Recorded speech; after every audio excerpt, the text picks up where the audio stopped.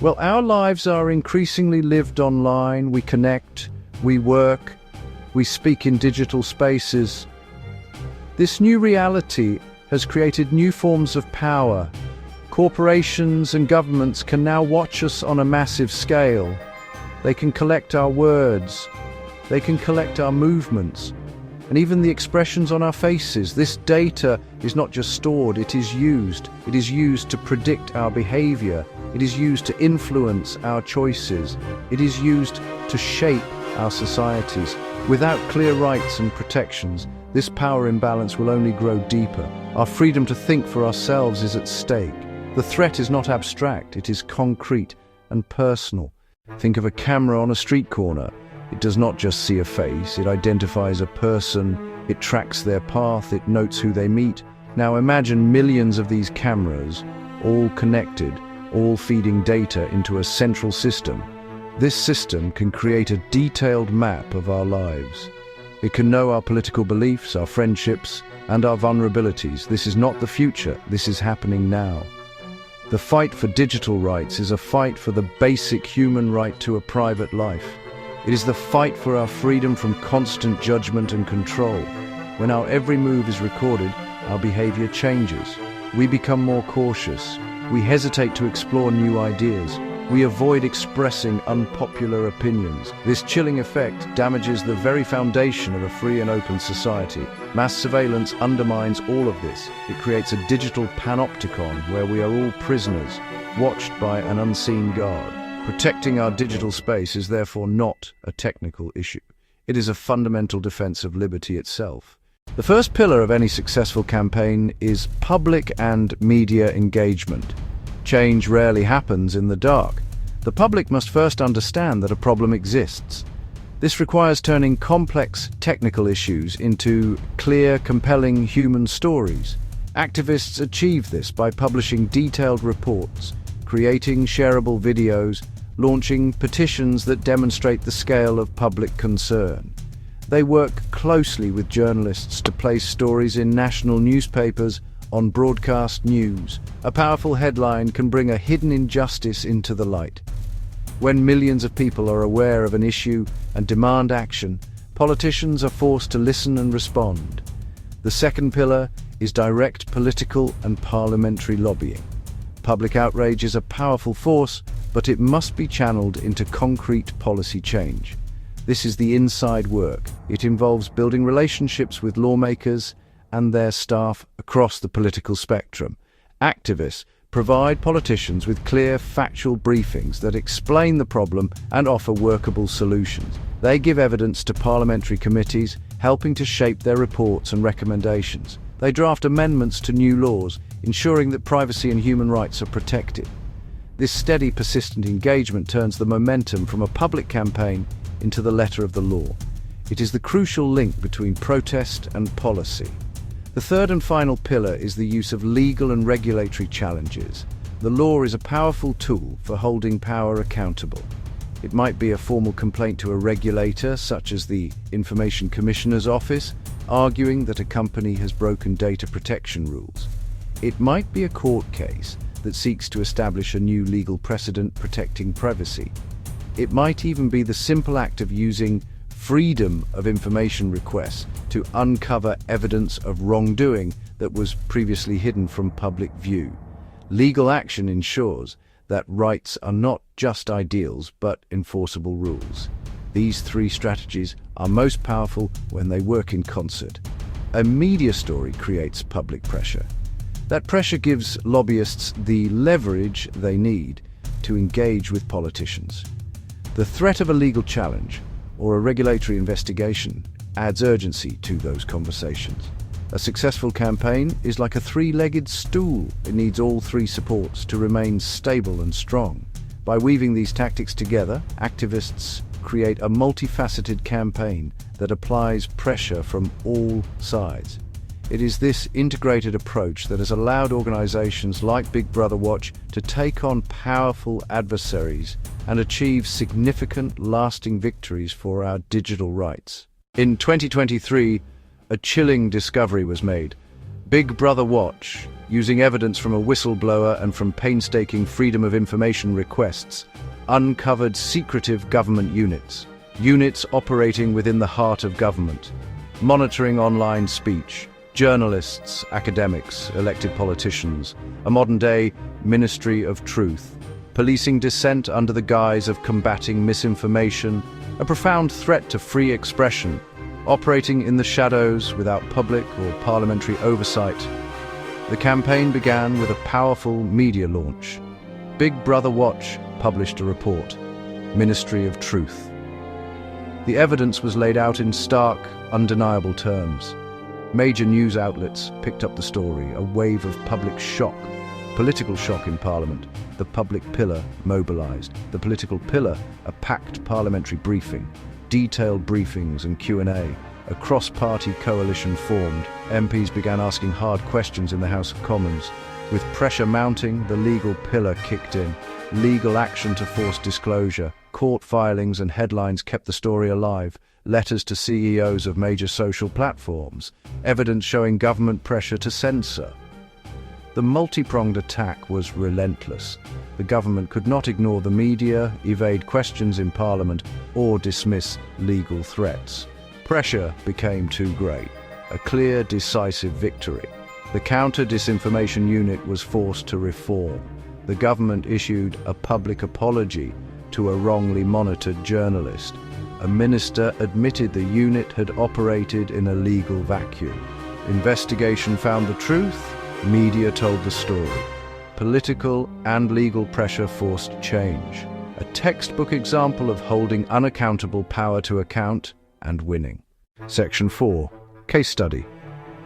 2. Resisting the algorithmic gaze.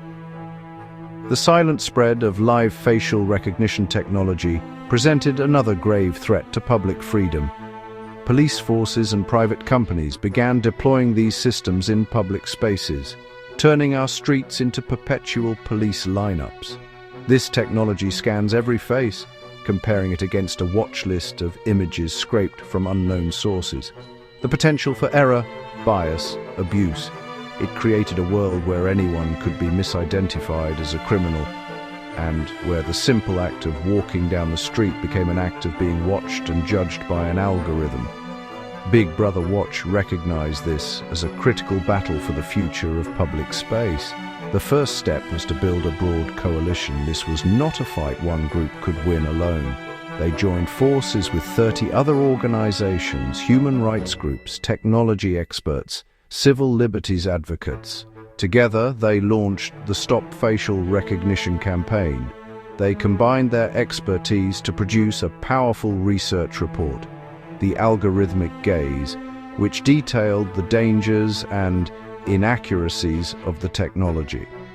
This report, the foundation of their public and media work, was sent to every lawmaker in the country, ensuring the political class could not claim ignorance of the facts.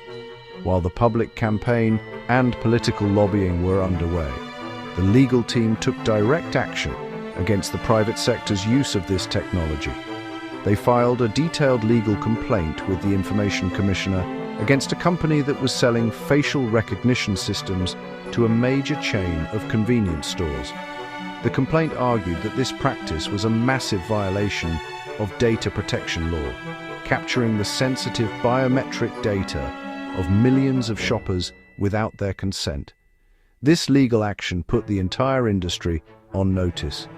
The results of this integrated campaign were significant. The Information Commissioner's office investigated the complaint and found that the company had likely breached multiple data protection laws, leading to a significant shift in regulatory attitudes. Crucially, the intense pressure led to a change in the law itself. New rules were introduced requiring that any facial recognition match in a retail setting must be verified by a human before any action is taken. This small but vital change broke the automation of accusation, reinserting human judgment and slowing the advance of this dangerous technology. It was a win forged by coalition building, expert research, and strategic legal challenges. Section 5 of Case Study 3, exposing the supply chains of surveillance. The fight for digital rights is not just local, it is global. The tools of surveillance are often manufactured by companies linked to authoritarian states. One such company, Hikvision, has been implicated in the grave human rights abuses perpetrated by the Chinese state, including the mass surveillance of the Uyghur people. Despite this, its cameras were ubiquitous across the United Kingdom, used in schools, hospitals, council buildings. Big Brother Watch launched a campaign to expose this link and persuade public bodies, private companies to sever their ties with the firm, framing it as a moral and ethical imperative. The campaign strategy was twofold: targeting public opinion, targeting government policy.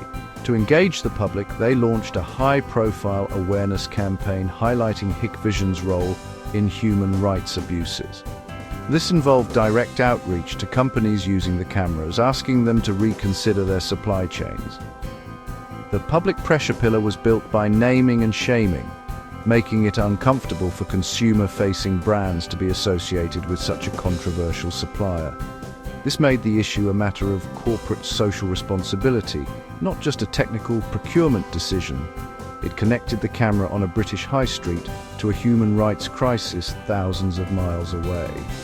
Simultaneously, the political lobbying pillar focused on changing government rules. Big Brother Watch wrote to ministers and government departments, urging them to ban the purchase of surveillance equipment from companies implicated in genocide and other human rights violations. They provided briefings to members of Parliament who then raised the issue in Parliament, questioning why taxpayer money was being used to fund these companies. They argued that the UK should not be complicit in the global expansion of digital authoritarianism. This inside track work aimed to cut off the flow of public money to the company at its source. The campaign achieved remarkable success on both fronts. On the corporate side, the public pressure worked. 5 major UK supermarkets, Tesco, Morrisons, publicly committed to stop using Hikvision cameras in their stores. This was a huge commercial blow and a significant reputational victory. On the government side, the lobbying efforts bore fruit when the UK government announced a ban on the installation of visual surveillance systems produced by companies subject to China's national security law on sensitive government sites. This campaign showed that by combining consumer pressure with targeted political lobbying, it is possible to disrupt the supply chains that enable surveillance states. Section 6. The path forward. Our digital future is not yet written. The victories of the past year prove that the fight for digital rights can be won. Secret government surveillance units have been reformed. The unchecked spread of facial recognition has been slowed. The supply chains of authoritarian technology have been disrupted. In 1 year, campaigners were quoted 27 times in Parliament. These are not small accomplishments. Tangible, measurable wins have made our society freer and safer. A clear strategy, executed with persistence and precision, can challenge entrenched power. This is the hopeful reality of modern activism. However, the battle is far from over. Technology evolves, and so do the threats to our freedom. On the horizon are new challenges that require our immediate attention. Governments are exploring plans for mass financial surveillance. Centralized digital ID systems threaten unprecedented social control. Live facial recognition is still being trialed by police forces. New government units are being formed to regulate online speech, raising fears of censorship. Each development must be met with the same strategic rigor that has proven effective. The fight ahead will rely on the same 3 pillars: public engagement, political lobbying, legal challenges.